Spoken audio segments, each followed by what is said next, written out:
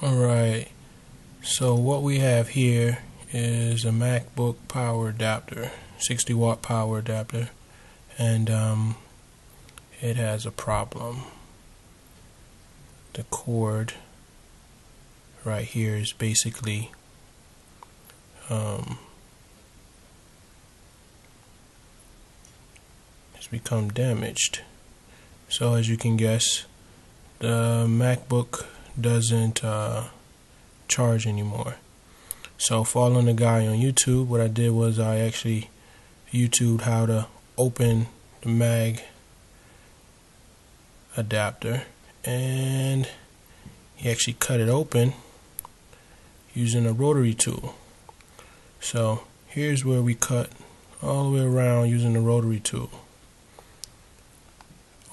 just on the outside edges, and then here at the top. Alright, and what that allowed us to do is pop the case open and get it open here so we can get to the inside of it. Now I took my time. I was very careful with the rotary tool, and the previous guy didn't mention this, but all you need to do is cut along this edge, okay, and along this edge. That's it. Let me give you a shot of that. So just along this edge right here, and then along this edge. Now you want to be very careful when you get to the edge that has the caution warning, as you can see it here, because it doesn't actually have the shielding. So if you cut too close into it, what's going to happen is you're going to cut this blue wire here, and as you can see, I may have nicked it. Not exactly certain if I did, but we're going to find out in a moment here after I go ahead and solder the power cable back together again. What I'm going to try to do, oops, that's just the little cord winder here popping out.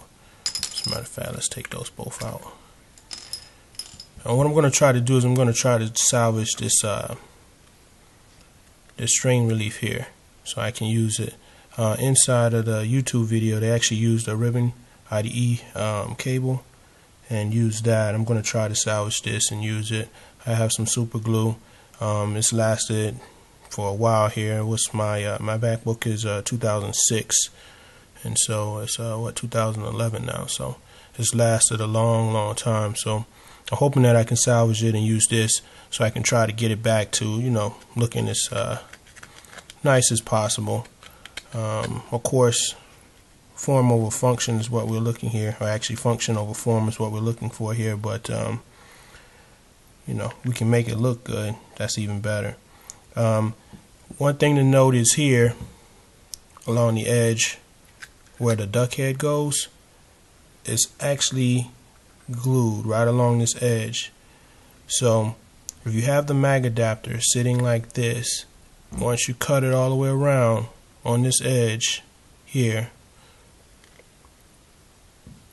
on this edge here, and when you cut it on this edge here, this little edge right here, that'll leave basically it attached here, down in here, if you can see that, down in there, and then right inside of there. That's all it's attaching it, and right here, I apologize, right here along this edge, and it's just a thin seal here, you know, plastic well. So once it's on there, once you have broken that that plastic all the way around, you've broken the edge all the way around, and basically just pry up on it and it'll start breaking loose. You can see there, it'll break loose right there, and then inside here, it'll break loose right inside here.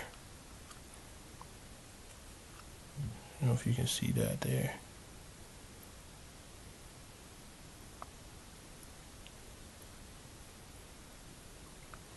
But basically, as you can see, See if we can get a shot of how thick the plastic is.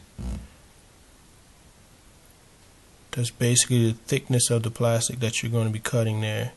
So try to be very careful. Like I said, especially when you get along the edge that has the caution, warning. That's going to be along this short edge right here. The reason being is because, as you can see here, it does have some cables that don't have that extra piece of shielding to protect against you cutting in too far. Alright, on to soldering.